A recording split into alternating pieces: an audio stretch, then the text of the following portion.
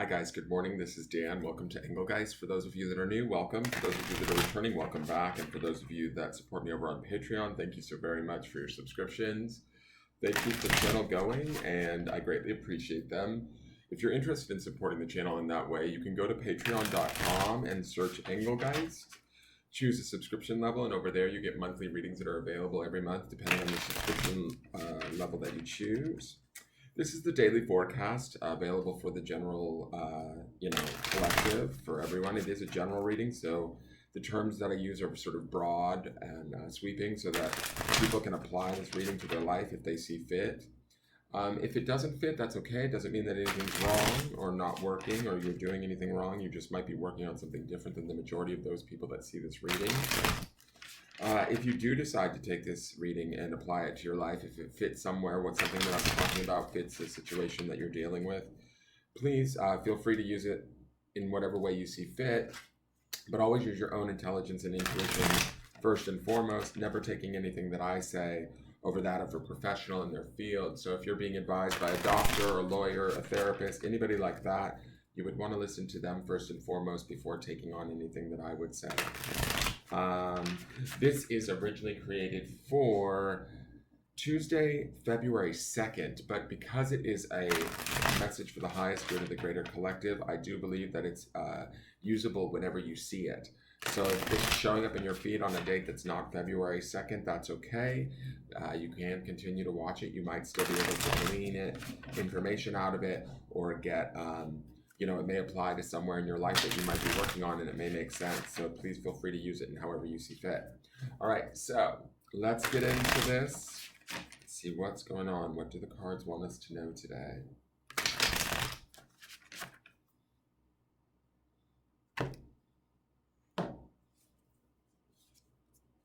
All right, we're going to take it.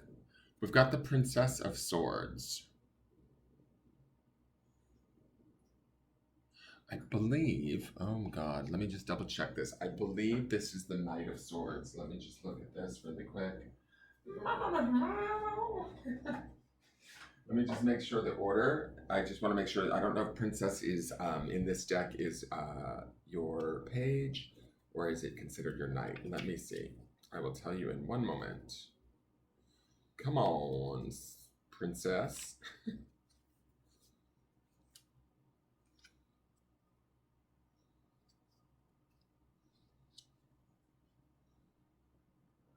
Eight, 9, 10, Knight, Queen. Wait, what? Knight, Queen, Prince. Hold on, I'm confused. I'm sorry, guys. Give me one moment. I should probably know this deck better before working with it right out of the gate. Let's see here. Wands, Ace, 10, Knight, Prince, Princess. So I'm confused. Why do I not see a Queen of Wands? Where the hell? 10 of Wands, Knight of Fire, Queen of Wands, Prince of Wands, Princess of Wands. This is sort of confusing because, I'm sorry guys, hold on one second.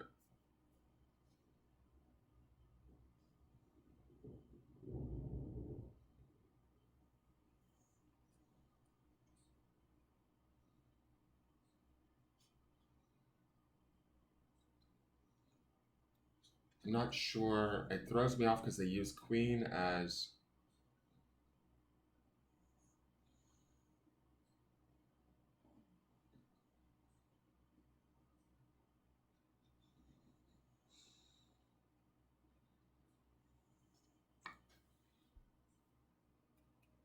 What I don't understand is if she's taking the role because she's the last card of the deck, is she like the King of Swords? That's weird to me because I'm not super familiar with this deck. All right, I'm just going to go with, since she's the last card, I'm going to give her the value of the highest of the Swords cards, which would ultimately, in a traditional tarot deck, be considered the King of Swords. It's weird to me because where the Queen of Swords is placed in the order of the cards and all of the suits in this deck, the Queen is considered where the Knight would be placed. The Knight is where the Page would be placed. Then you have the Prince, which would be where the Queen would be placed. And then you have the Princess, which would be where this King would be placed. Anybody who understands this deck and is watching, maybe you might want to key me in the comment section. But I'm going to give this the sort of the power or the seating of the King of Swords, right? I'm just going to read the small definition in the book here, which is not very much. It says the earthy part of air, the fixation of the volatile or the materialization of the idea. She appears in this card in front of a barren altar and has a helmet of Medusa on her head. So to me, she's ready to fight, certainly, right?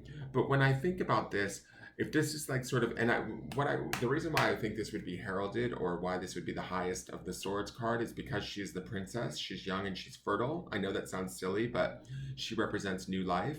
She also represents sort of intelligence. So I kind of like that the female cards are actually the more stronger or predominant kind of, even the queen comes after the knight. Which is traditional, but she takes over the role of what the knight would traditionally be to the page, where the knight is in service to the queen. The princess is even sort of more powerful than the queen. She's younger. She's got more youth, vitality, perspective. The swords is the element of air, right? So we're talking about our thoughts, minds, ideas, things of that nature. Sometimes it can be written word or contract, things like that. For those of you, this feels a little bit like there could be, I don't know why, but I'm kind of getting that sweeping arm from her. You could be arguing today. You could be in a mental debate of some sort today. You could be needing to defend your position today. Swords also brings about a sort of honesty, sometimes at a cost, or it can be sometimes blunt or direct. And I get that feeling with this princess today. She feels like she's fighting for what she believes in, right? She's going after what it is that she needs. She's stating her case. She's laying her claim. So each one of you may be doing this or taking this role, not allowing anybody to sort of step in or challenge us. Remember earlier in Sunday's reading for this week, we have that death card underpinning this princess. And we also have that Seven of Swords underpinning that death card. So some of us might be confronting whoever that Seven of Swords is, or wherever that lying, cheating, stealing may possibly be within a situation or with a person. Some sort of wrong might need to be righted. The princess to me feels like she's getting in there to clean it up, if that makes sense. Doing the work, taking the action. To me, also, these clouds at her feet make me feel like it's very swift action that needs to be taken. Swift, decisive action. And we need to remain strong is sort of the feeling that I'm getting from this. This is a bold card. I don't necessarily always get this with the King of Swords because he is usually seated. To me, she's very much taking action. She's sort of flying through the sky and cutting through it all. We did see the Two of Swords yesterday too in the Clarifiers, and the reason why I think of that is because that pinwheel is behind her. It reminds me of the pinwheel that was in the Two of Swords. So boundaries have been drawn. The princess is sort of here to defend those boundaries or stand up for them and make sure that nobody oversteps them or challenges them in some way, shape, or form. I do get this feeling of aggression from this card. It could be because we're in the retrograde and maybe communication is sort of faulty, or we feel like we have to fight for whatever it is we're trying to communicate. But we need to also remain strong and know that that strength will serve us. Remain sort of open and receptive. That would be the princess nature of this card, but also willing to sort of stand in our truth and defend it. Does that make sense? I hope that makes sense. Let's go to the clarifiers. Oh my God. So we're doubling down on her energy. Everything I've just said, include that down times double, right? If we find ourselves defending our position, needing to intellectualize our position, understand our position, analyze our position, all of those things would be Princess of Swords qualities, right? Those sort of, really assessing what's going on and why. Remember, this death card is underneath this, so something is transforming maybe within us. within our perception, within the way we see a situation. It could be changing form as we see it, or as we've experienced it. This Princess of Swords to me feels like she's coming in and readjusting or making the adjustments that are needed so that we can move forward in a way that serves us or is as productive to us. Now let's go to the next card. We have the Ace of Discs. This would be that production that I was just talking about being productive to us. This is the Ace of Pentacles. This is about new beginnings and new starts. It would be around, the discs would be, you know, about monetary, material well-being or things of that nature, right? We may have to make shifts in how we see things or stand our ground on a certain aspect so that we can go after what it is that we want. That's sort of the feeling that I get with this Ace of Discs. Like whatever the goal is, we have to defend it. However we see it, we have to go after it. We don't want to be told otherwise. We will fight for it if we need to, right? The only thing that I do want to warn with this is that with Sunday's reading, with that Death card underneath, we want to make sure we're fighting against the right thing versus in resistance to something that we cannot avoid. Does that make sense? So I don't want you guys fighting against whatever the loss or the transformation may be that's taking place in your space. What you need to be doing is more so defending and moving towards whatever this Ace of Pentacles is for you. If this is a new relationship, a new job, more money, you know, some sort of betterment for your situation and a new avenue to get there, defend that and take that road. Don't stay and try and hold on to what is passing through or coming to an end. That would be what I would tell you guys to do here. Think smart, be in your highest intelligence, which is something I say with every video. The Princess of Swords would exemplify that. She's honest, she's ready to take a swing or a stab at things. She's assessed everything, and sometimes I get this real sort of split-second timing with this, especially with it doubled down like that. We may have to make this decision swiftly, quickly, and we're going to have to sort of do it. Remember the definition the card said, the earthy aspect of air, so we have to ground in that decision and be like, boom, this is it, and move towards it. Don't be sitting there struggling, wasting our energy on something that may be sort of dying or falling apart that we can't keep together anyways if we tried. Now the next clarifier is the Four of Wands. This is completion. This is an interesting card because this is usually the soulmate twin flame card, and this is not a soulmate twin flame image. We don't see the traditional 11-11. We do see the wands all kind of around each other. We see the symbol for Aries, and I think the symbol for Venus, which would also be love. Let me just see. To me, that Four of Wands is giving a little bit of Wheel of Fortune vibes. And it's interesting that it's right next to that Ace of Pentacles. I feel like whatever it is we're willing to defend or fight for is what becomes our reality today. You know, if we're challenged by something, we need to sort of let the other thing die or release it, let it go, and be willing to sort of stand in our truth, fight for that truth, move towards that new beginning, and then allow the harmony or the sort of spiritual kind of connection to that truth come into being, right? I see that Four of Wands card like a small Wheel of Fortune, where as we align our spirits, we ground in our intelligence and we go after what it is we deserve or we want. We no longer fight to hold on to what is dying or what doesn't work for us. We move towards new prospects, towards new ideas, towards new ways of thinking. Those things line up with our spirit more so through this Four of Wands to me. And that Four of Wands begins to spin and carry us in strength and also in action, right? We see that as symbol for Aries. That would be about taking action. That fire sign that is the element of fire, which also feeds, you know, it is very complementary to that Princess of Swords, which is air. Those two fire like off each other, right? They kind of burn. One needs the air to burn, and air gets consumed by the fire. So to me, that Four of Wands, that idea of a better outcome, about something being more aligned to us spiritually, and stabilizing that, bringing that into like reality in a way with that Ace of Pentacles in the center, is really the goal today, right? I also love that the Ace of Pentacles is this sort of round thing, and then we have this round wheel in the Four of Wands too, right? So to me, those sort of also mimic one another or are very similar, like how we see the two Princess of Swords.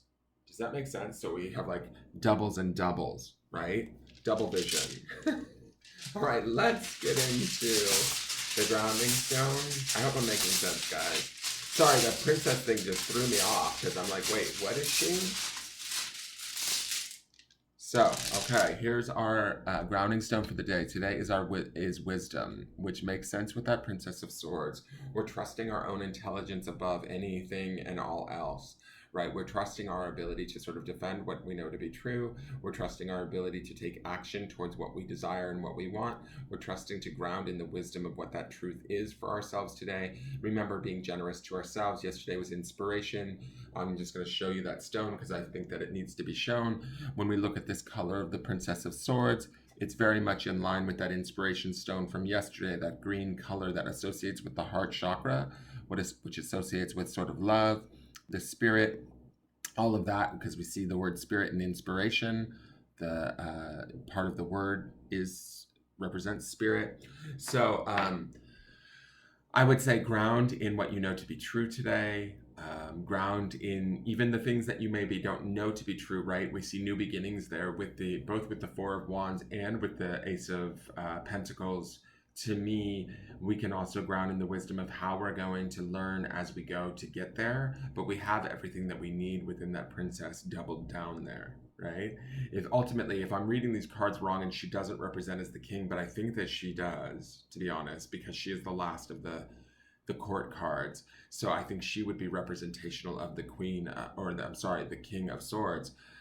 She is young. She has all of her sort of attributes with her, right?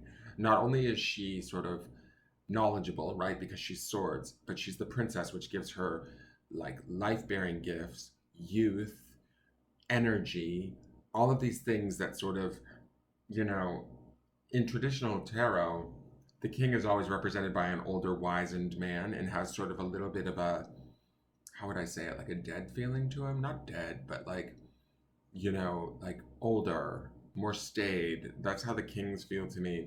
When I look at this princess, she's sort of different. To me, she feels action-oriented, like not on fire, but like ready to go. So that's kind of also the vibe that I'm getting with this reading is that we need to take everything we know and put it to action, believe in it, and go after it today, and the wisdom of that. Does that make sense? I hope that makes sense, guys. Sorry it took me a while to figure that one out. This is going to be an interesting deck for February to work with. All right, that is your forecast for the day. I hope it makes sense. Remember, if anything is sort of shifting and changing for yourself, try and, ground in your wisdom and stay in, looking towards new beginnings. Don't hold on to the old and that which is leaving. Be graceful and move towards that which is becoming or opening up for you. Please hit the thumbs up button if you enjoyed this reading. Feel free to subscribe to the channel if you feel so inclined. Leave me a question or a comment. I greatly appreciate all of those things. And we will continue to build upon these readings every day and see where they go. And hopefully they'll bring you insight or at least support so that you can kind of understand what's at play around us. All right, have a great day. Take care. Bye-bye.